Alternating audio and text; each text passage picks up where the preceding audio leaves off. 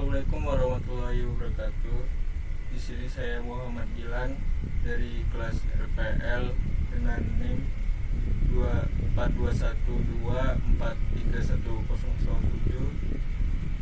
Di sini PBL saya merupakan PBL Meka 22517 M Building Monitoring System V2.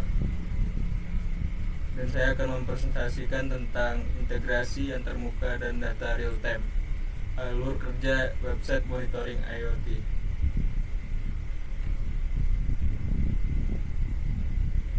Jadi tujuan dari sistem ini adalah mengambil data dari platform Antares dan menampilkannya di website. Jadi di PBL kami itu ada 3 tim. Tim pertama analisis, tim kedua saya itu menampilkan data dari tim 3. Mereka menggunakan ESP microcontroller sebagai microcontroller dan mengirim data dari ESP melalui ESP ke Antares menggunakan MQTT, komunikasi protokol MQTT. Dan sini saya akan menampilkan data dari ESP32 itu dengan menggunakan REST API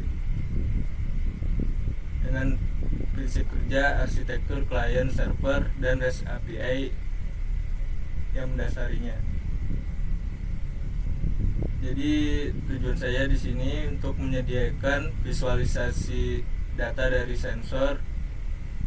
Data dari sensor itu ada 3, yaitu humidity, temperatur, dan light intensity. Lalu melakukan integrasi antarmuka dan backend secara real time. Yang ketiga yaitu memungkinkan input manual dan auto refresh data IoT.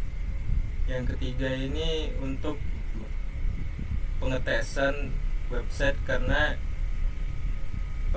misalnya saya belum ada alatnya dari tim 3, jadi saya bisa mengetes website saya ini sudah berjalan atau tidak.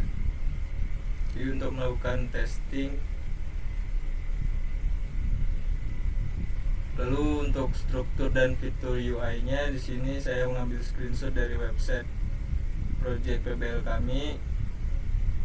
Di sini ada dashboard yang berisi dari 3 sensor, yaitu sensor kelembapan atau humidity dengan satuan persen, temperatur dengan satuannya Celsius, dan light intensity dengan satuan lux. Sini ada tombol test connection, start auto refresh, dan stop auto refresh. Jadi untuk test connection ini mengambil data terakhir untuk melakukan pengetesan koneksi apakah website sudah terhubung dengan Antares atau belum. Lalu di sini ada juga panel log activity real time. Di sini menampilkan log dari setiap message yang keterima atau terkirim dari website. Nanti akan saya coba demokan websitenya. Lalu untuk komponen utama dari sistem antarmuka atau user interface, di sini saya membuat UI menggunakan HTML dan CSS. HTML digunakan untuk membuat kerangka dari website dan CSS untuk styling dari website itu, dan menampilkan data sensor secara real time. Lalu untuk logic, event handling, dan fetch API, di sini saya menggunakan JavaScript, JS untuk logika dinamis. Lalu untuk proxy backend saya menggunakan PHP untuk komunikasi atau jembatan dengan server IoT. Jadi di sini saya menggunakan PHP karena kalau saya tidak menggunakan PHP akan terkena pelanggaran iCourse. Jadi untuk mengakali pelanggaran itu saya harus menambahkan PHP agar website dapat mengakses Antares. Oke, jadi di sini untuk flowchartnya di sini sistem dimulai start, lalu sensor membaca temperatur, humidity, dan intensitas cahaya. SP mengirim data melalui LoRa ke gateway. Gateway mengirim ke platform Antares dengan menggunakan komunikasi MQTT. Lalu website mengambil data melalui proxy PHP dengan menggunakan HTTP. Data ditampilkan dalam bentuk panel.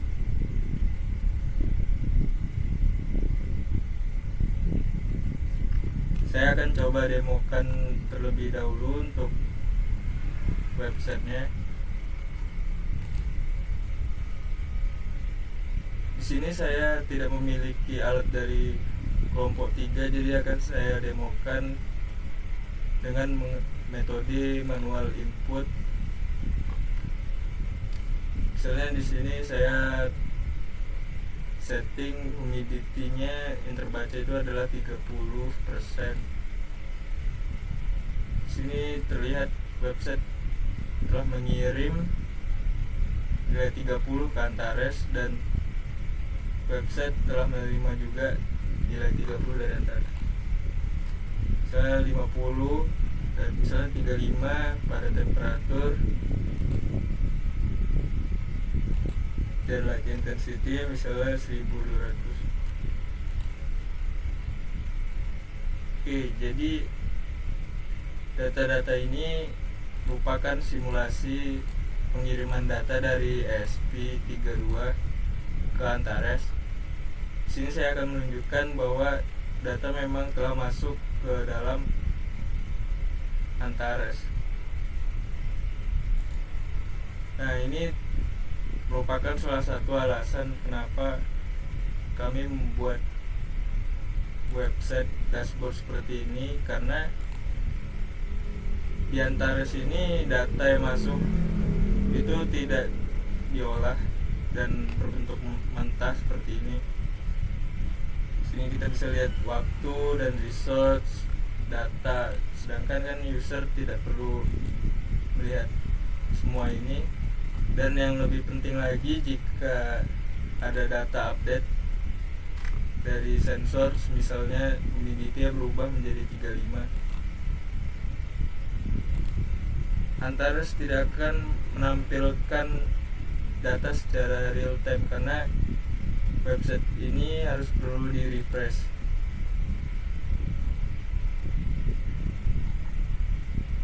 Di sini terlihat 35 yang baru dikirim itu baru tampil ketika website ini di refresh. Jadi sangat tidak nyaman untuk user jika mereka ingin memantau dari dashboard, karena setiap data yang masuk tidak akan langsung terupdate, tapi harus di refresh terlebih dahulu pada website Antares. Dengan website kami sudah bisa menampilkan data secara real time, tidak perlu di refresh. Jadi menurut saya website ini lebih convenience daripada kita menggunakan langsung dari Antares.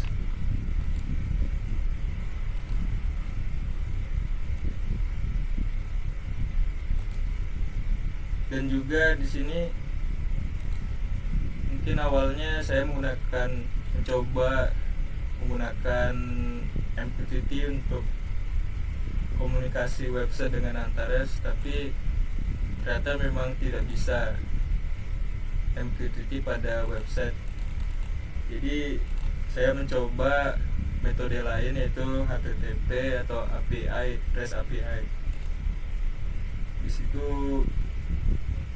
memang lebih cocok digunakan untuk komunikasi antar website. Nah, di sini saya menjalankan website di localhost menggunakan SMTP. Lalu untuk programnya seperti yang telah saya presentasikan tadi, di sini ada 4 macam program, yaitu index HTML, proxy PHP, dan script JavaScript, lalu style untuk CSS. Baik, saya akan coba jelaskan satu-satu untuk fungsinya. Jadi di index HTML ini gunanya adalah sebagai struktur dari website. Ibaratnya kalau website adalah manusia, maka HTML ini adalah tulangnya. Lalu untuk style CSS ini adalah kosmetik, atau kita bisa ibaratkan kalau di manusia ini merupakan kulitnya. Jadi kita bisa load website itu hanya menggunakan index HTML, tapi hasilnya mungkin tidak akan bagus atau tidak cantik gitu kan. Jadi kita perlu menggunakan CSS. Kita bisa mengubah warnanya dan fontnya, lalu ketika hover bagaimana gitu kan. Jadi lebih dinamis dan modern, serta UI akan berubah secara auto layout kan. Jadi dia bisa bekerja di berbagai jenis screen monitor gitu yang ukurannya berbeda-beda. So di HP mungkin sebesar ini, untuk desktop sebesar ini ya. Jadi akan lebih dinamis karena auto layout. Terus untuk script.js itu untuk apa? Jadi kalau script.js itu ibarat manusia, itu sebagai otaknya. Jadi semua logik itu dimasukin di JavaScript. Untuk event handling, logic, itu semuanya ada di JavaScript. Sebenarnya di sini ada fungsi test connection.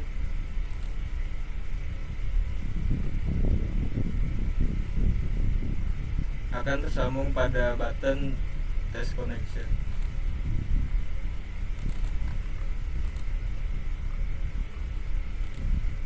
Jadi ketika button publish di sini diklik, maka akan memanggil fungsi test connection pada JavaScript. Terus ada fungsi start auto refresh dan stop auto refresh.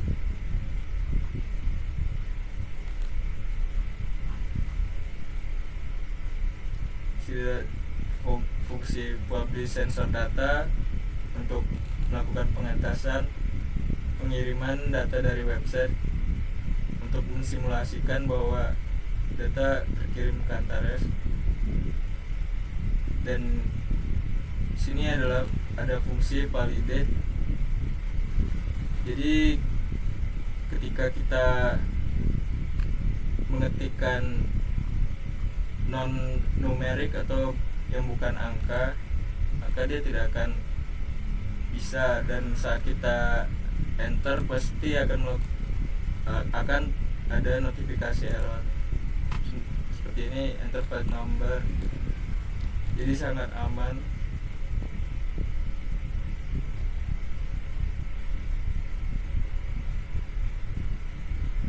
Lalu di sini ada update display, menampilkan data dari Antares.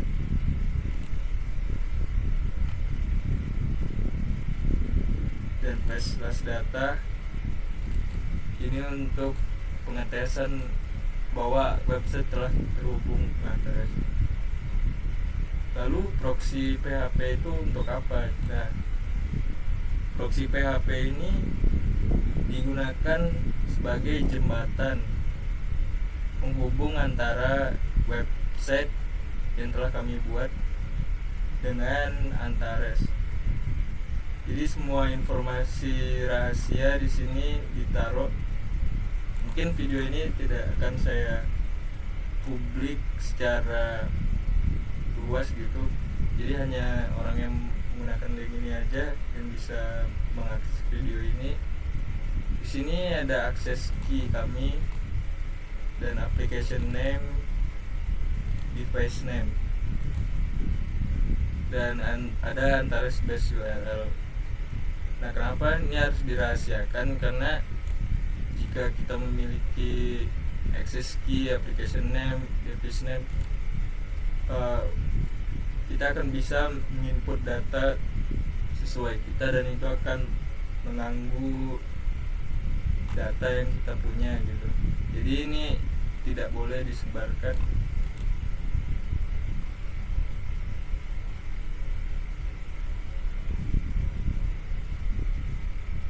Kalau misalnya kita tidak menggunakan proxy PHP, maka kita akan terkena pelanggaran ICORS. Jadi di sini PHP sangat penting untuk website yang menggunakan komunikasi REST API.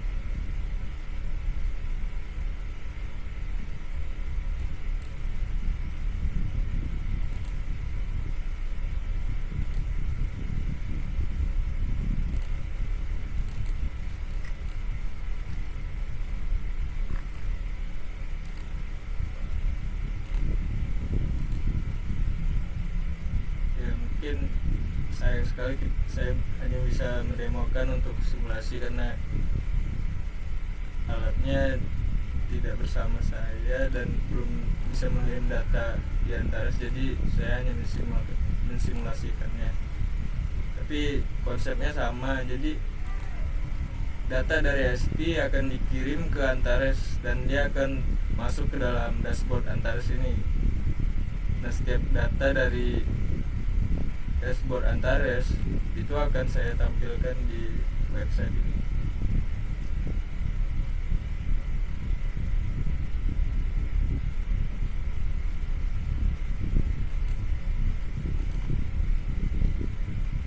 Nah, kesimpulannya, interaksi antara JavaScript, PHP, dan Antares menunjukkan pentingnya integrasi sistem yang seperti saya sebutkan tadi.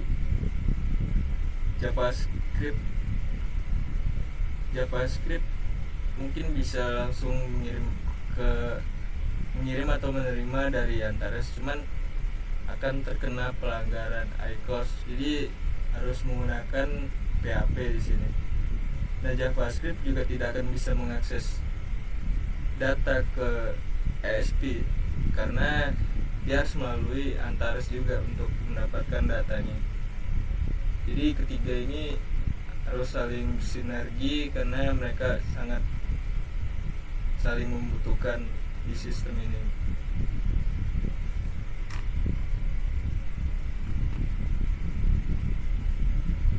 Di sini saya akan coba mendemokan test connection. Dia akan mengambil data yang terakhir masuk.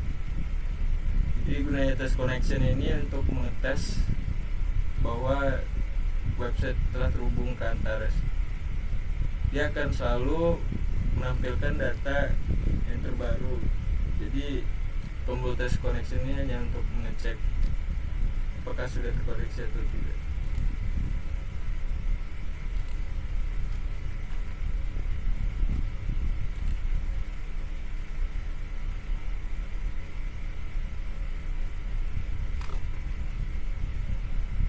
Mungkin sini saya juga bisa menunjukkan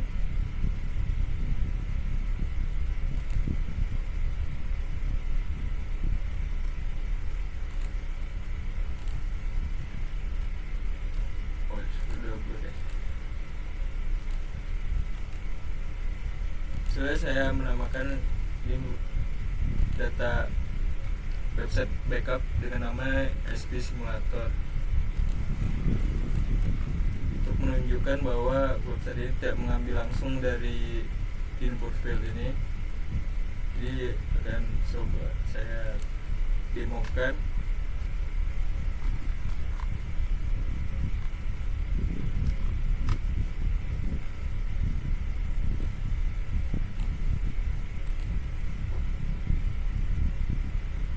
Jadi kita anggap sebagai simulator dari SP dan sini hanya menerima saja ya. Misalnya kita tampilkan temperaturnya, jika sensor membaca 27 derajat maka dia akan publish.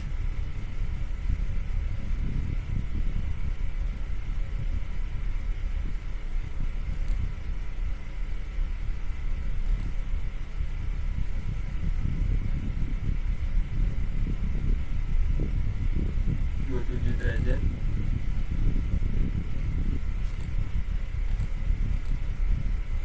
di sini humidity berubah menjadi 85, sini berubah 85. Jadi prosesnya ya soalnya anggap ini adalah ISP mengirim data ke Antares, saya log 1200, dia akan terkirim ke sini.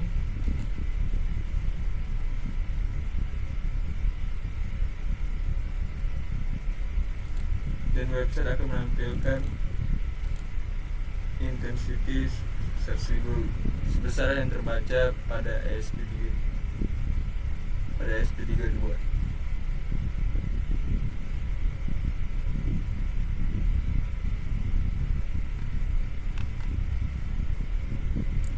Untuk data mappingnya mungkin bisa diimprove kalau misalnya kita punya banyak sistem ya.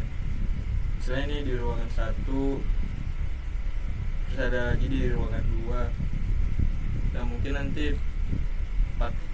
ini akan menjadi payload seperti itu ya, seperti JSON yang berisikan 4 data misalnya. Jadi 4 data itu berisi ruangan mana, lalu humidity, lalu temperatur, dan light intensity. Jadi mungkin dari SP bisa membuat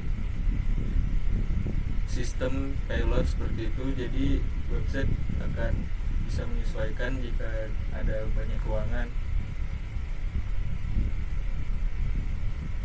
Gitu. Ya mungkin sekian dari presentasi saya. Terima kasih Pak Diono, selamat malam, selamat pagi, selamat siang.